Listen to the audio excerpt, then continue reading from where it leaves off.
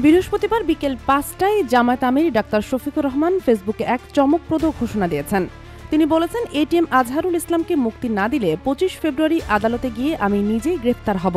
তার কথাই সরকারকে যথেষ্ট সময় দেওয়া হয়েছে, এখন প্রতিবাদ ছাড়া উপায় নেই। কিন্তু কেন আজহারুল ইসলাম এত দিনেও জেলে? অন্যদের তো মুক্তি মিলেছে। জামায়াত আমিরের দাবি, ফ্যাসিবাদের জুলুমে আজহারুল ইসলাম আজও বন্দী। আদালতের রায় পিছিয়ে যাওয়ায় কি বাড়ছে সংকট?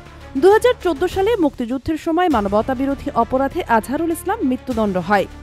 ২০১৪ সালে মুক্তিযুদ্ধের সময় মানবতাবিরোধী অপরাধে আজহারুল ইসলামের মৃত্যুদণ্ড হয়। ২০১৯ সালে আপিল বিভাগও রায় বহাল রাখে। কিন্তু গত ২০ ফেব্রুয়ারি রিভিউ শুনানি সময়ের অভাবে আটকে গেল।